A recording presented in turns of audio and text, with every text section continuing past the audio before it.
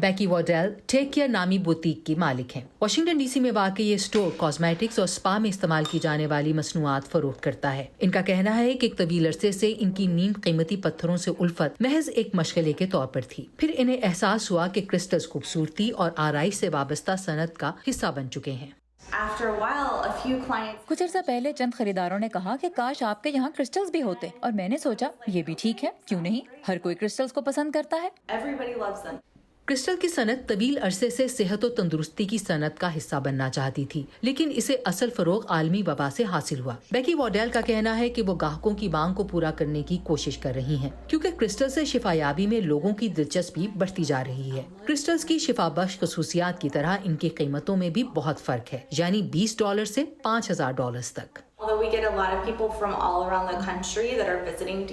मुल्क भर से यहाँ डीसी घूमने आने वाले बहुत से लोग हमारे पास आते हैं, और वो जहाँ भी जाते हैं कीमती पत्थरों और मादनियात की दुकानें तलाश करते हैं। लेकिन यहाँ डीसी में हमारे एक आम खरीदार पर बहुत ज्यादा ज़हनी दबाव है। वो घरों से काम कर रहे हैं, शायद उनके घर बहुत छोटे हैं, और वो हर चीज को उस छोटी सी जगह में समोने की कोशिश कर रहे हैं। बहुत से लोग अपने काम की मेज पर क्रिस्टल रखना पसंद करते हैं। मशहूर शख्सियात की वजह से भी क्रिस्टल इंडस्ट्री को फरोग मिला है। सुपर मॉडल नाओमी कैम्पबेल का कहना है कि वो हमेशा अपने पर्स में क्रिस्टल रखती हैं, और ग्लूकारा एडेल ने कहा था कि उनकी ग्रैमी अवार्ड में परफॉर्मेंस इसलिए ज्यादा कामयाब नहीं हो पाई क्योंकि उनका खुशनसीबी लाने वाला क्रिस्टल कहीं गुम हो गया था। अदाकारा ग्विनेथ पाल्ट्रो तो अपनी वेबसाइट गूप पर शिफा बख्श क्रिस्टल फरोख्त भी करती हैं, लेकिन डॉक्टर्स को शिफा के इस दावे पर शुबहात हैं, और उनका कहना है कि ऐसा कोई सबूत नहीं कि क्रिस्टल हकीकत में मदद करते हैं।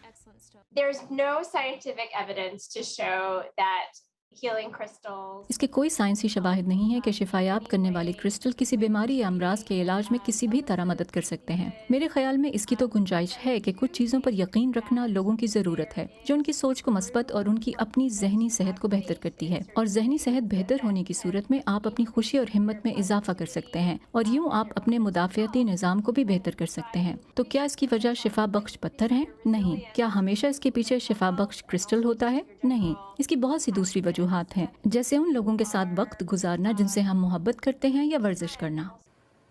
क्रिस्टल्स के साथ सियासी मसाइल भी वाबस्ता है। इस हकीकत के बावजूद कि शिफा बख्श क्रिस्टल्स की कानकुनी अमेरिका की तकरीबन 1/4 रियासतों में होती है, फिर भी ये ज्यादातर दरामद किए जाते हैं। अफगानिस्तान में इसके बहुत से ज़खायर हैं, जहाँ इन नीम कीमती पत्थरों की कानों में काम करने वालों के लिए कोई हिफाजती इंतजाम नहीं। इंसानी हकूक की एक तंजीम ग्लोबल विटनेस के मुताबिक अफगानिस्तान को हर साल नीले मालाकाइट की फरोख से तकरीबन $2 करोड़ मिलते हैं।